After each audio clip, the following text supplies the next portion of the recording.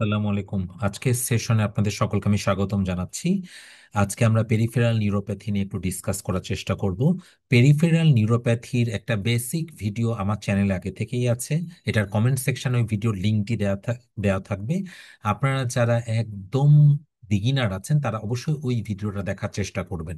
So আজকে আমরা মোটামুটি একটু অ্যাডভান্স ডিসকাস করার চেষ্টা করব, এবং অ্যাডভান্স ডিসকাস করার সময় আমি যখন ভিডিওটা তৈরি করি তখন আমার কাছে মনে হলো যে এখানে পেরিফেরাল নিউরোপ্যাথি যেটা দুটো ইম্পর্টেন্ট কম্পোনেন্ট, একটা মোটর কম্পোনেন্ট, একটা সেন্সরি কম্পোনেন্ট, এই দুটো কম্পোনেন্টকে একটু আলাদাভাবে যদি আমি একটু ডিসকাস করি তাহলে একটু ব্যাপারটা ইজিয়ার হয়।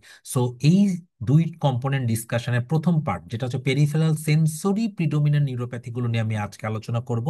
পরবর্তীকালে সাবসিকুয়েন্টলি আরেকটা কাছে পেরিফেরাল মোটর নিউরোপ্যাথি নিয়ে ডিসকাস করার চেষ্টা করব। সো এখানে আজকের ক্লাসের আমার মূল উদ্দেশ্য থাকবে পেরিফেরাল সেন্সরি নিউরোপ্যাথি কত রকমের হতে পারে এবং প্রত্যেকটা ডিজিজের ব্যাকগ্রাউন্ডে কিরকম ভাবে সেন্সরি নিউরোপ্যাথি হয় সেগুলো অ্যাসোসিয়েটেড ডিজিজগুলো ডিসকাস করব। মোটর ডিজিজগুলো নিয়ে আমি আরেকটি সেশন নেওয়ার চেষ্টা করব।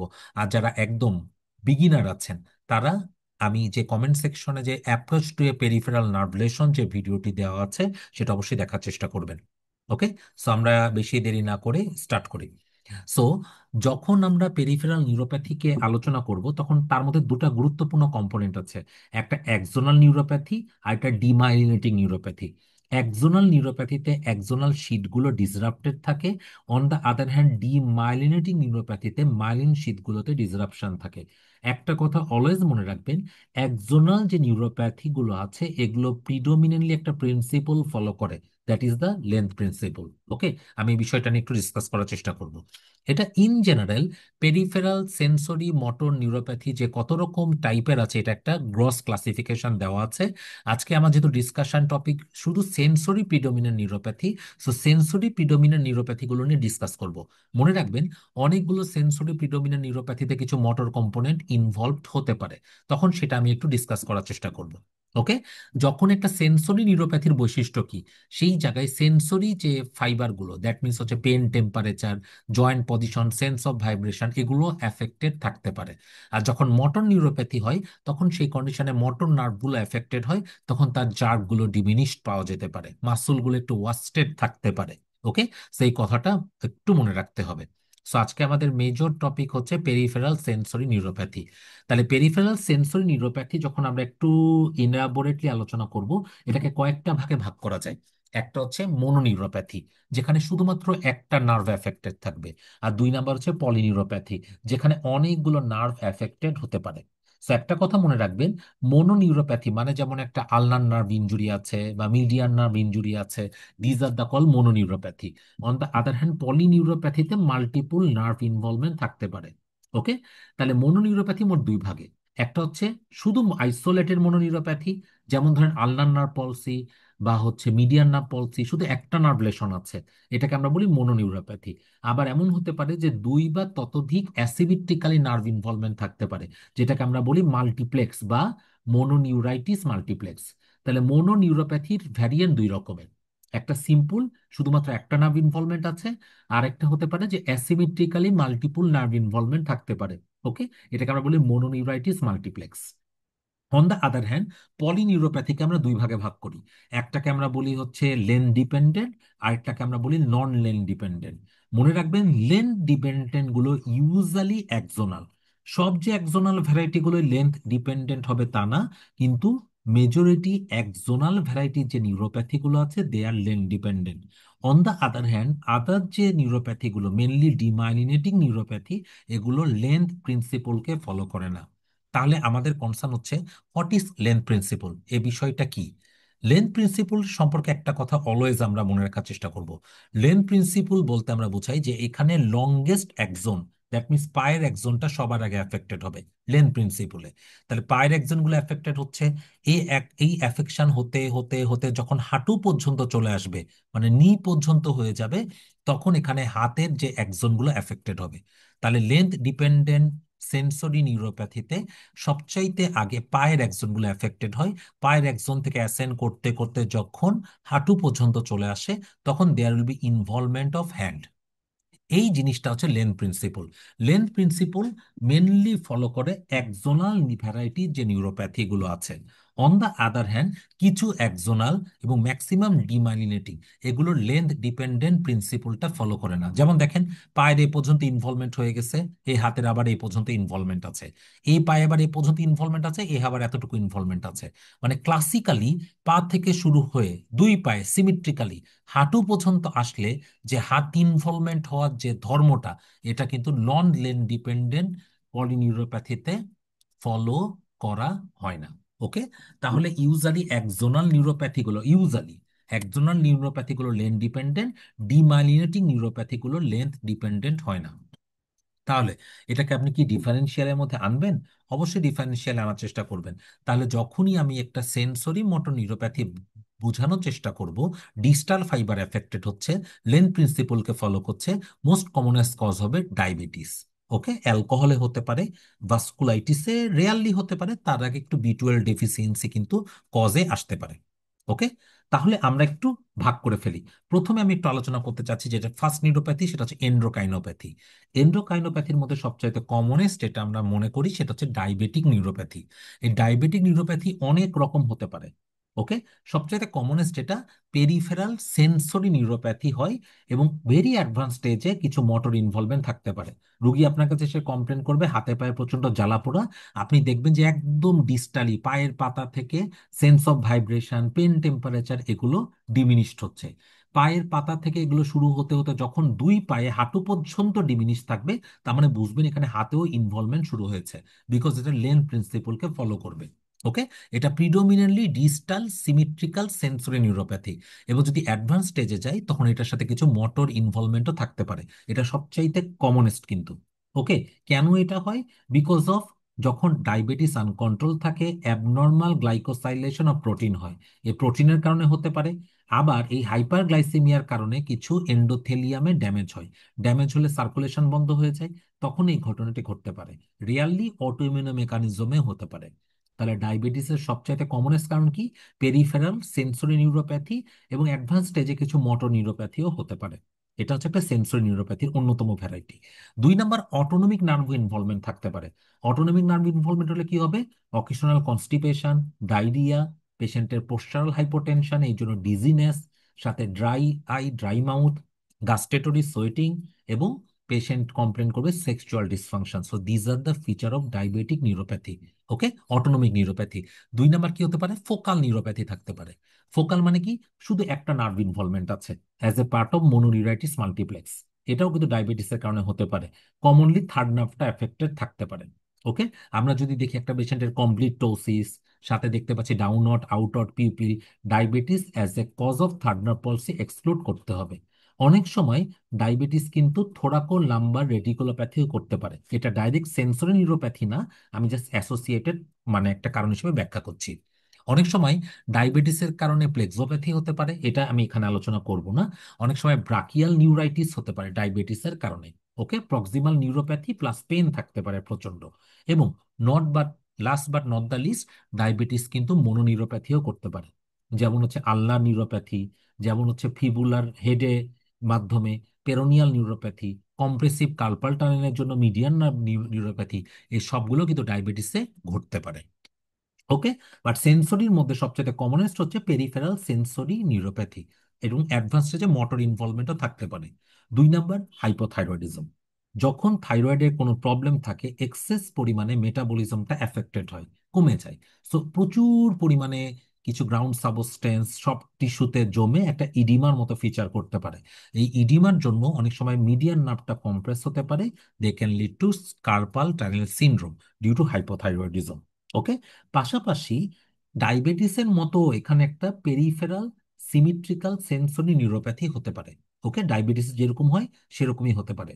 তো ডায়াবেটিসে এই যে পেরিফেরাল সেন্সরি নিউরোপ্যাথি, মানে একদম ডিস্টাল থেকে শুরু হয়, ওটা কমনলি হয়েছে অ্যাবনর্মাল গ্লাইকোসাইলেশনের জন্য অফ দা, মানে মেটাবলিজমের জন্য abnormal glycosylation of the protein causing neuropathy, কিন্তু এখানে এক্সাক্ট মেকানিজমটা জানা যায় না।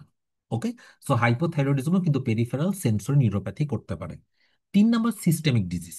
সিকেডির মধ্যে ইউরেমিক যদি কারণে হয়, সিকেডি বা ইউরেমিয়া, এটাও একটা ডিস্টাল সিমেট্রিক্যাল সেন্সরি নিউরোপ্যাথি করতে পারে। প্রথম দিকে সেন্সরি ইনভলভমেন্ট থাকে, ভেরি অ্যাডভান্স স্টেজে মোটর ইনভলভমেন্টও থাকতে পারে। তখন অ্যাঙ্কেল জার্কটা ডিমিনিশ থাকে, নি জার্কটা অ্যাবসেন্ট থাকে, এটা অ্যাডভান্স স্টেজে। মোস্ট কমনলি পাওয়া যায় যাদের ডায়ালাইসিস হচ্ছে। এক্ষেত্রে একটা ইস্যু মনে রাখবেন, ইউরিয়া এবং ওয়েস্ট প্রোডাক্টের মধ্যে বিটা 2 মাইক্রোগ্লোবিউলিন কমনলি কিন্তু ইউরেমিক নিউরোপ্যাথি করতে পারে। আবার একটা কথা মনে রাখবেন, যখন বিটা 2 মাইক্রোগ্লোবিনের জন্য অ্যামাইলয়েডোসিসও হতে পারে। এমন কোনো কন্ডিশন যেটা অ্যামাইলয়েডোসিস করে, এটাও কিন্তু সেন্সরি নার্ভকে অ্যাফেক্ট করে একটা সেন্সরি নিউরোপ্যাথি করতে পারে। ওকে। ম্যাল অ্যাবজর্পশন হলে কি হবে? ম্যাল অ্যাবজর্পশন হলেও কমনলি ভিটামিন B12 ডেফিসিয়েন্সি হতে পারে, ভিটামিন E ডিফিসিয়েন্সি হতে পারে, এগুলো আমি সামনে আলোচনা করব। They can lead to sensory neuropathy. Okay. তাহলে এখানে প্রথমে এই যে প্রত্যেকটা কন্ডিশনগুলোতে প্রথমে সেন্সরি নিউরোপ্যাথি হবে, ভেরি অ্যাডভান্স স্টেজে there could be some degree of motor involvement. Critical illness অনেকগুলো, এবার যেমন এফসিবিএস পরীক্ষা আসছিল, ক্রিটিক্যাল ইলনেসের সাথে বা আইসিইউর সাথে কোনো রকম রিলেটেড আছে কিনা। ওকে। মনে রাখবেন, অনেক সময় অ্যাকিউট ক্রিটিক্যালি ইল পেশেন্টের ক্ষেত্রেও নিউরোপ্যাথি বা মায়োপ্যাথি হতে পারে। এখানে নিউরোপ্যাথির চাইতে মায়োপ্যাথিটা মোর কমন। এবং যখন মায়োপ্যাথিগুলো থাকে, they can cause the generalised weakness. তখন হয় কি, ভেন্টিলেটর থেকে যখন আপনি রিকভারি করাবেন, উইং করাবেন, উইংটা প্রপারলি হয় না। আরো ইম্পর্টেন্ট কারণ, যেখানে অনেক সময় নিউরোমাস্কুলার ব্লকিং এজেন্ট দেয়, হাইড্রোস্টেরয়েড দেয়, they can be also associated with critical illness related myopathy or neuropathy. Now, another important fact is malignancy associated neuropathy. ম্যালিগনেন্সির সাথে কোনো সম্পর্ক আছে কিনা। দুইটা ম্যালিগনেন্সির কথা খুবই গুরুত্ব দিয়ে মনে রাখবেন, যেগুলো নিউরোপ্যাথি করতে পারে। এক নম্বরে ব্রঙ্কিয়াল কার্সিনোমা, দুই নম্বরে কোনো ধরনের লিম্ফোমা বা লিম্ফোমা রিলেটেড লিম্ফোপ্রলিফারেটিভ ম্যালিগনেন্সি আছে কিনা। ওকে। সো এই দুটো খুব ইম্পর্টেন্ট। এগুলো কেন হতে পারে? মোস্ট কমনেস্ট কারণ কি, যে এটা কোনো প্যারানিওপ্লাস্টিক ম্যানিফেস্টেশনের জন্য। আবার অনেকগুলো ম্যালিগনেন্সি আছে যেগুলোতে কেমোথেরাপি দেন বা রেডিয়েশন দেন, এগুলো কিন্তু টক্সিক নিউরোপ্যাথি করতে পারে। তখন সেন্ট্রাল নিউরোপ্যাথি কিন্তু আসতে পারে। সো আমরা বললাম যে কমনেস্ট দুটা কারণ, পালমোনারি ম্যালিগন্যান্সি বা লাং ম্যালিগন্যান্সি, দুই নাম্বার হচ্ছে লিম্ফোমা। এগুলো ইউজুয়ালি প্যারানিওপ্লাস্টিক একটা ফেনোমেননের কারণে হতে পারে, টক্সিক কেমোথেরাপি রিলেটেড ইস্যুর জন্য হতে পারে, অনেক সময় কিন্তু প্যারাপ্রোটিনের জন্য হতে পারে।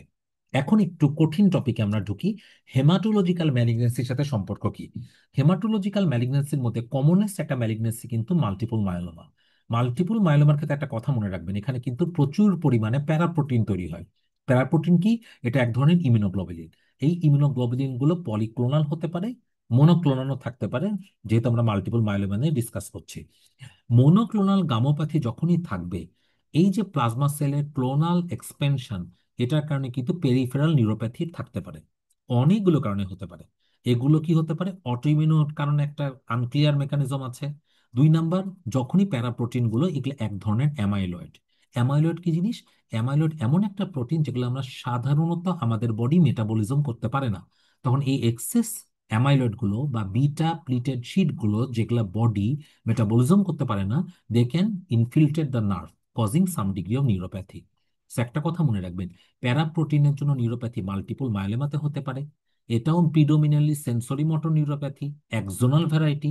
অনেক সময় কিন্তু monoclonal gammopathy of undetermined significance, যেটা এখনো মাল্টিপল মায়োলোমা হয় নাই, এখানেও কিন্তু নিউরোপ্যাথি হতে পারে। তবে এই নিউরোপ্যাথি একজোনালের চাইতে, একজোনালও হতে পারে, ডিমাইলিনেটিংও হতে পারে। একজোনাল হলে অবশ্যই লেন প্রিন্সিপলকে ফলো করবে, ডিমাইলিনেটিং হলে করবে না। ওকে। আরেকটা হচ্ছে অ্যামাইলয়েডোসিস। যখন অ্যামাইলয়েডোসিস হয়, অ্যামাইলয়েডোসিস কিন্তু পেরিফেরাল সেন্সরি নিউরোপ্যাথি করতে পারে, নার্ভকে ইনফিল্ট্রেট করে। পাশাপাশি অ্যামাইলয়েডোসিস অটোনমিক নিউরোপ্যাথিও করতে পারে, ডায়াবেটিসের মতো। ওকে। এবং একটা কথা মনে রাখবেন, অ্যামাইলয়েড যেহেতু অ্যাবনর্মাল ডিপোজিশন হচ্ছে, এটাও কিন্তু লোকালাইজড ইনভলভমেন্টের জন্য entrapment neuropathy, like carpal tunnel syndrome, ulnar neuropathy, এগুলো হাইপোথাইরয়েডিজমের মতো ডেভেলপ করতে পারে। এটা দরকার নাই। এর পাশাপাশি একটা কথা মনে রাখবেন, পোয়েম সিনড্রোম। মাল্টিপল মাইলোমার একটা ভ্যারাইটি আছে। তার আমি একটা কথা বললাম, মাল্টিপল মাইলোমা একটা আনক্লিয়ার অটোইমিউন মেকানিজমে নিউরোপ্যাথি করে। পাশাপাশি এটা কিন্তু অনেক সময় সেন্সরি মোটর নিউরোপ্যাথি করতে পারে, ডিমাইলিনেটিং নিউরোপ্যাথি করতে পারে, অ্যামাইলয়েডের মাধ্যমেও কিন্তু মাল্টিপল মাইলোমা নিউরোপ্যাথি করতে পারে। তো মাল্টিপল মাইলোমার কিছু অ্যাসোসিয়েটেড ফাইন্ডিংস আছে, এটা হচ্ছে poem syndrome. What is poem? নামেই পরিচয়। পি ফর পলিনিউরোপ্যাথি, এটা সিমেট্রিক্যাল, সেন্সরিটা প্রিডোমিনেন্ট। দুই নাম্বার, ওতে অর্গানোমেগালি মানে হেপাটোস্প্লিনোমেগালি থাকতে পারে। ইতে এন্ড্রোকাইনোপ্যাথি লিডিং টু হাইপোথাইরয়েডিজম, পেশেন্টের অ্যামোনোরিয়া থাকতে পারে। গাইনোকোমেশিয়া থাকতে পারে, অ্যাসোসিয়েটেড টেস্টিকুলার অ্যাট্রফি থাকতে পারে, monoclonal gammopathy of multiple myeloma, আর স্কিন চেঞ্জ। কিছু অনেক সময় হাইপার পিগমেন্টেড অ্যাবনর্মালিটি থাকতে পারে। সো এটাকে আমরা বলি পোয়েম সিনড্রোম। পোয়েম সিনড্রোম কিন্তু মাল্টিপল মায়োলেমা আরেকটা ভ্যারাইটি। ওয়েনেভার মনোক্লোনাল গামোপ্যাথির সাথে আমি হাইপোথাইরয়েডিজম, হেপাটোস্প্লেনোমেগালি অথবা সিমেট্রিক্যাল পলিনিউরোপ্যাথি পাচ্ছি, সবগুলো ফিচার আছে, it could be association of POEMS syndrome. Okay, তাহলে পোয়েম সিনড্রোম কিন্তু মাল্টিপল মায়োলোমার একটা কমনেস্ট অ্যাসোসিয়েট। এটা এক্সট্রা মেডুলারি প্লাজমা সাইটোমা এখানেও হতে পারে, আবার ক্যাসেলম্যান ডিজিজেও কিন্তু থাকতে পারে। Castleman disease is not today's discussion topic, but এই ইস্যু কিন্তু থাকতে পারে। ওকে, অনেক সময় কিন্তু এটা অ্যামাইলয়েড রিলেটেড নিউরোপ্যাথিতেও থাকতে পারে। মনে রাখবেন, অ্যামাইলয়েড এক ধরনের এমন প্রোটিন যেটা বডি মেটাবলিজম করতে পারে না। এটা কমনলি লেন ডিপেন্ডেন্ট নিউরোপ্যাথি করে। মানে কি, পা থেকে শুরু হয়, হাঁটু পর্যন্ত ইনভলভমেন্ট হলে হাতে there could be some degree of involvement. এটা মেনলি সেন্সরি নিউরোপ্যাথি, সাথে প্রচন্ড পরিমাণে পেন থাকে। অনেক সময় অটোনমিক ফিচারও থাকতে পারে। আর আমি আগেই বললাম, এগুলো যেহেতু প্রচুর পরিমাণে নার্ভকে ইনফিলট্রেট করে, it can lead to compressive neuropathy. Okay, তাহলে এই কয়টা ইস্যু আমাদেরকে স্পেসিফিক্যালি জানতে হবে। নাও ইনফেকশাস। ইনফেকশাসের মধ্যে কি হতে পারে? Leprosy, very important. লেপ্রোসি কিন্তু, লেপ্রোম্যাটাস বলেন, টিউবারকুলয়েড বলেন, বর্ডার লাইন বলেন, they can all lead to some degree of neuropathy. একটা কথা সবসময় মনে রাখতে হবে, যখনই লেপ্রোম্যাটাস লেপ্রোসি হবে, এই ক্ষেত্রে যে নিউরোপ্যাথি হবে, এটা সিমেট্রিক্যাল পলিনিউরোপ্যাথি।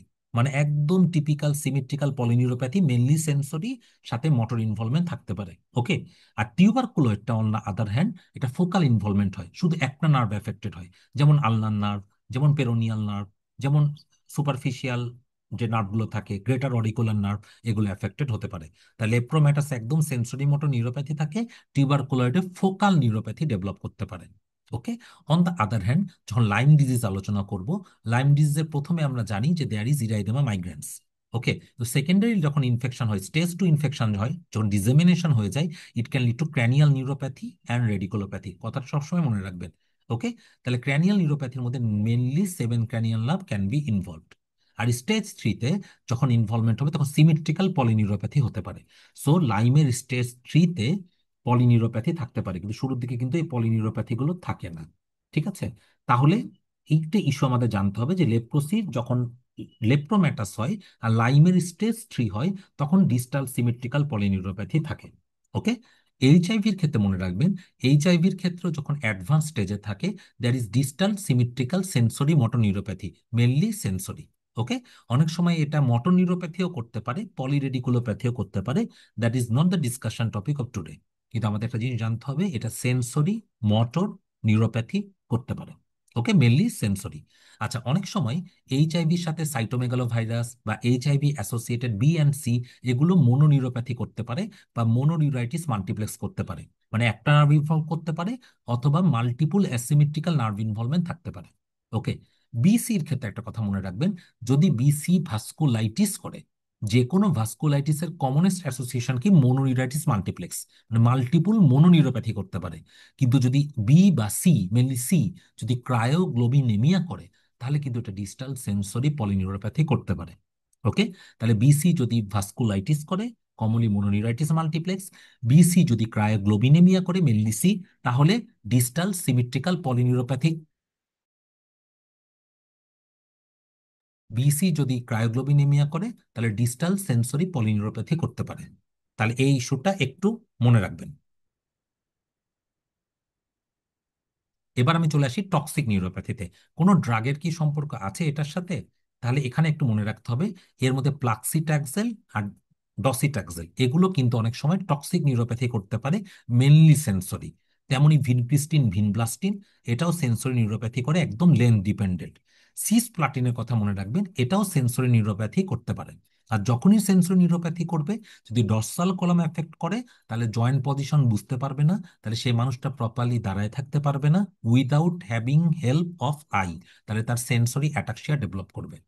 তেমনি হেভি মেটাল। হেভি মেটালের মধ্যে অনেকগুলো মেটাল আছে, যেমন আর্সেনিক।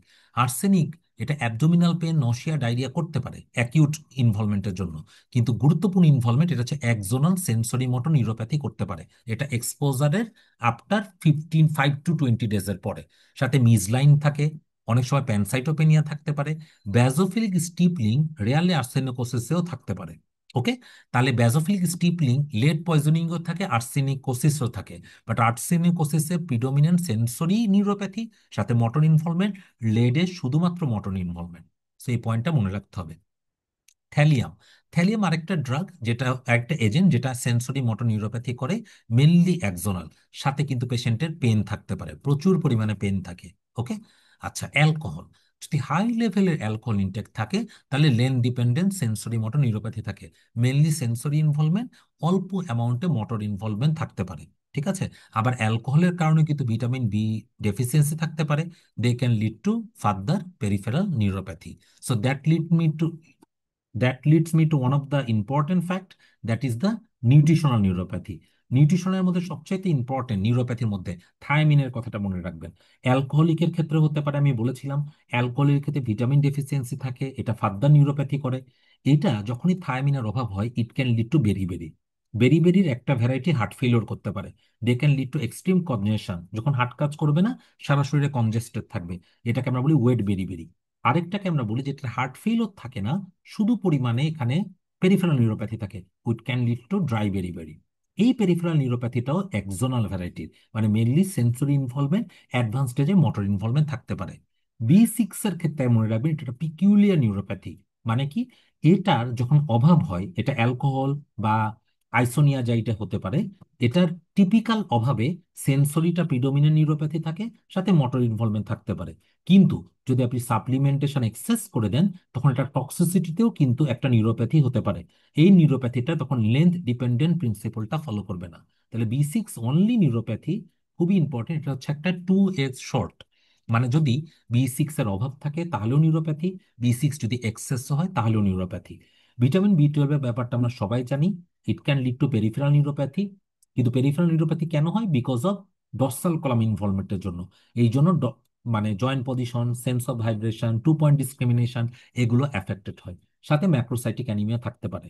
এখানে জারগুলো ইউজুয়ালি ব্রিজ থাকে যদি কর্টিকোস্পাইনাল ট্র্যাক ইনভলভমেন্ট হয়, তখন এটাকে আমরা বলি subacute combined degeneration of spinal cord. Okay, vitamin E deficiency, এটাও কিন্তু একটা সেন্সরি নিউরোপ্যাথি করতে পারে, কমনলি এই ডর্সাল কলামকে এফেক্ট করার মাধ্যমে, ফ্রি রেডিকল ইনডিউস ড্যামেজের জন্য।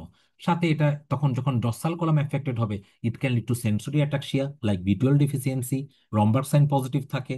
ঠিক আছে, অনেকটা বি 12 এর মতোই ফিচার নিয়ে আসে। পার্থক্য কিভাবে করতে হয়? ভিটামিন ই যদি অভাব হয় তখন কিন্তু হিমোলাইসিস হয়, so there could be some degree of haemolytic anaemia. কিন্তু বি 12 এর অভাব হলে এখানে হবে হচ্ছে macrocytic anaemia. Okay, now the next condition is vasculitic neuropathy. Vasculitic নিউরোপ্যাথির সম্পর্কে একটা কথা মনে রাখবেন, যখনই ভাস্কুলাইটিস হয় মানে ব্লাড ভেসেল এফেক্টেড হয়েছে, তাহলে একটা নার্ভের ব্লাড ভেসেলটা ইনভলভমেন্ট হয়েছে।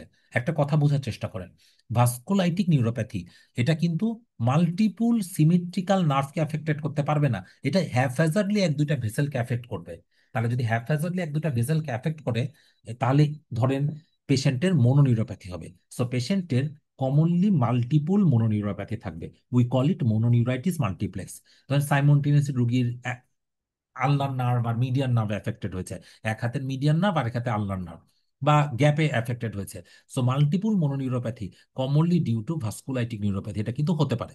এটা ডায়াবেটিসে হতে পারে, শুধু ভাস্কুলাইটিস না, এটা ডায়াবেটিসে হতে পারে, এটা সার্কোইডোসিসে হতে পারে, এটা লেপ্রোসিতে হতে পারে, এ লট অফ ইনফেকশনে কিন্তু ঘটতে পারে। But vasculitis usually mononeuritis multiplex হয়।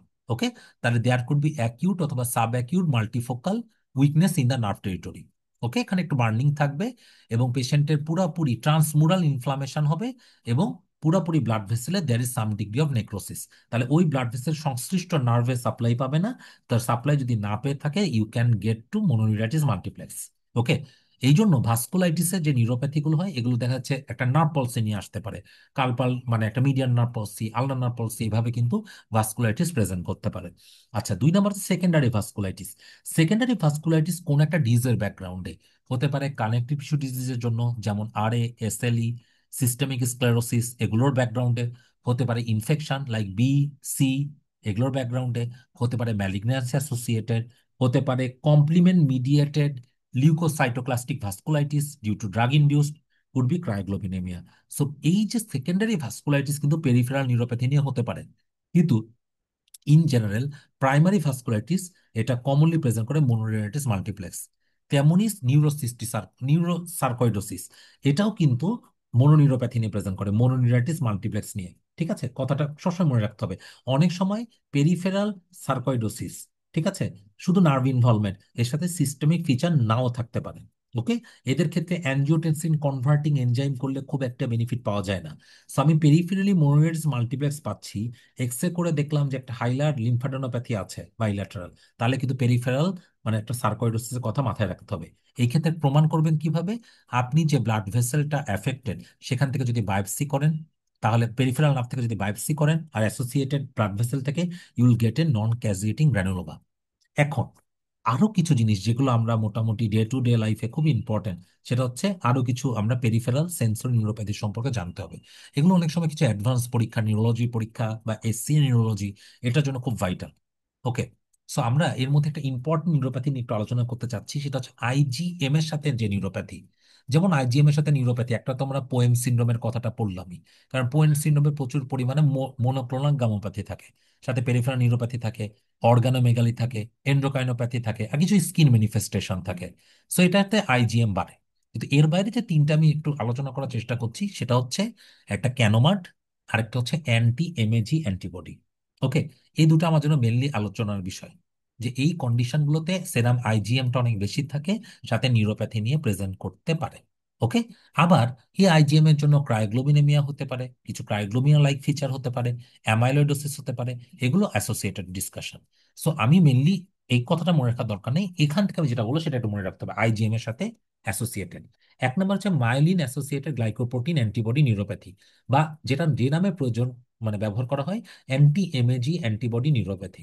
মনে রাখবেন, এটা খুবই slowly progressive, usually sensory neuropathy. Okay, usually sensory neuropathy, demyelination হতে পারে, কারণ কি? মাইলিনের এগেনস্টে গ্লাইকোপ্রোটিনের জন্য অ্যান্টিবডি, মানে মাইলিন শীতের এগেনস্টে অ্যান্টিবডি, তাহলে অবভিয়াসলি ডিমাইলিনেটিং নিউরোপ্যাথি। তাহলে এটা প্যাচি ইনভলভমেন্ট থাকতে পারে, এমন না যেটা খুব একেবারে লেন প্রিন্সিপলকে ফলো করবে। So there could be haphazard neuropathy. Okay, এবং সাথে ডিমাইলিনেশন বেশি থাকে ডর্সাল কলামে, তাহলে ডর্সাল কলাম ইনভলভমেন্ট হলে পেশেন্টের joint position, sense of vibration, এগুলো এফেক্টেড হবে, এবং যখনই জয়েন্ট পজিশন এফেক্টেড হবে পেশেন্টের অ্যাটাক্সিয়া ডেভেলপ করবে। এগুলো যেহেতু আইজিএম এর সাথে সম্পর্কযুক্ত, তাহলে আইজিএম বেশি এমন কোনো কন্ডিশন খুবই ইম্পর্টেন্ট। এর মধ্যে একটা হচ্ছে ওয়ার্ল্ডস্টোম ম্যাক্রোগ্লোবিনেমিয়া, এই কন্ডিশনে সেরাম আইজিএমটা প্রচুর পরিমাণে বেশি থাকে। এবং সেকেন্ড কন্ডিশন হল কি? Monoclonal gammopathy of undetermined significance, M গাছে আইজিএম রিলেটেড নিউরোপ্যাথি গুলো বেশি হয়। যেহেতু এখানে আইজিএম নীল অ্যাসোসিয়েটেড, প্রচুর পরিমাণে মনোক্লোনাল গামোপ্যাথি, আইজিএমটা বেশি পাবেন। ওকে, এটা যেহেতু ডিমাইলিনেশন, মনে রাখবেন ডিমাইলিনেশন যখন মাইলিন শীতের কাজ কি? এটা নর্মালি কন্ডাকশনটা হেল্প করে। ওকে, সল্টেটরি কন্ডাকশন কি? একটার পর একটা নোড অফ রানভিয়ার অনুযায়ী লাফিয়ে চলে। মনে রাখবেন, যত মাইলিন শীত ভালো, তত নোড অফ রানভিয়ার গুলো প্রমিনেন্ট, তত কন্ডাকশন ফ্যান্টাস্টিক। তাহলে যখনই ডিমাইলিনেটিং টাইপের নিউরোপ্যাথি হবে, কন্ডাকশন ভেলোসিটি ভালো হবে না। So conduction velocity will be prolong. ঠিক আছে, একজোনালে ভেলোসিটি প্রলং হবে না, কিন্তু অ্যামপ্লিটিউডটা কমে যাবে, বিকজ একজনটা কাজ করছে না। চিকিৎসা কি দিবেন? রিটুক্সিমাব দিতে পারেন এবং আইভিআইজিজি।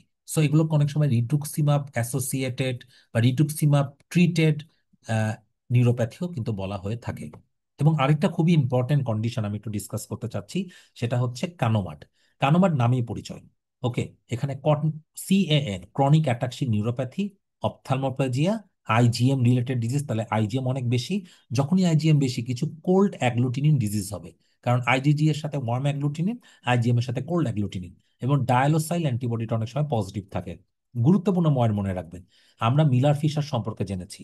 মিলার ফিশারে অ্যাটাক্সিয়া, অপথ্যালমোপ্লাজিয়া, অ্যাডিফ্লেক্সিয়া থাকে। কিন্তু এই যে কেন মার্ডের ক্ষেত্রে মনে রাখবেন, এটা তো সেন্সরি নিউরোপ্যাথি, কাজে এখানে অ্যাডিফ্লেক্সিয়ার তেমন একটা ইস্যু নাই, এগুলো প্রিডোমিনেন্টলি সেন্সরি নিউরোপ্যাথি।